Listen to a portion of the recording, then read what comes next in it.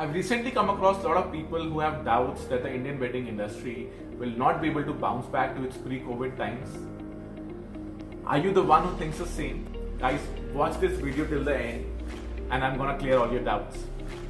Having spent 13 years now in the wedding/event industry in India, I can proudly say that the Indian wedding industry has bounced back every time.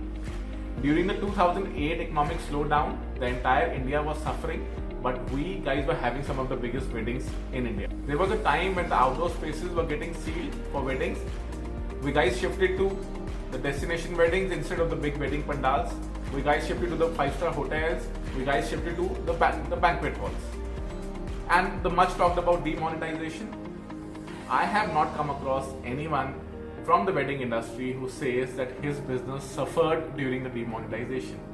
I have not come across till now anyone. And then the GST.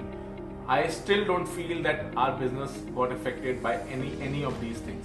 So what makes our business recession proof? What makes the Indian wedding industry recession proof? I'm gonna give you 4 pointers and I'm sure you guys will agree with me on most of them. So the first point is that in India, weddings is not just a ceremony, it's a celebration, like a festival. People want to celebrate it, people want to enjoy it, they want to party, they want to shop, they want to call people, they want to meet friends, they want to eat good food, they want to drink, they want to dance, they want celebrities.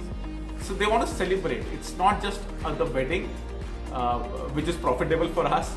It's the celebration around the wedding, which is good for the Indian wedding industry. And this tradition, I don't think is going anywhere because people are getting more and more social because of social media. I'm going to come to that point also. But this is one major point that in India, it's not just a ceremony, it's a celebration, it's a festival. People want to enjoy it as a festival, they celebrate it as a festival. And the second point could be a little controversial, but we guys have seen that the money a family wants to spend on a wedding has already been saved over the years. It could be an FD, it could be an asset, it could be a gold, it could be anything else. But that money has already been saved. So the current financial situation doesn't really affect that wedding. I mean, the amount that a family wants to spend on a wedding doesn't really get affected by the current financial situation. So that's the second point. And the third point, you're gonna love this one. Do you know what is the population of India between the age group of 18 years and 35 years? That's 1/4 of the entire population. That's around 32 crore people.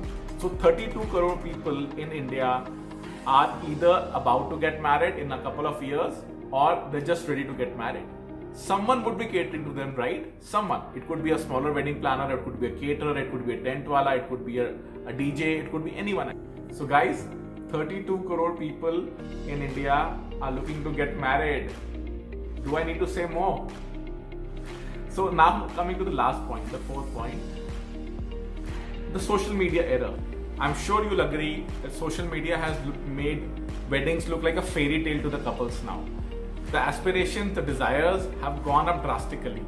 They know exactly what to do now. They know they want a destination wedding on a beach or in Rajasthan or international, or they want to do a wedding in a hotel or in a lawn or in a garden, what kind of clothes they want to wear, what kind of food they want to eat, what kind of artist they want to call. So they're spoiled for choices now. I mean, forget the wedding industry going down. I'm sure the options have become so much now that these guys have become spoiled for choices.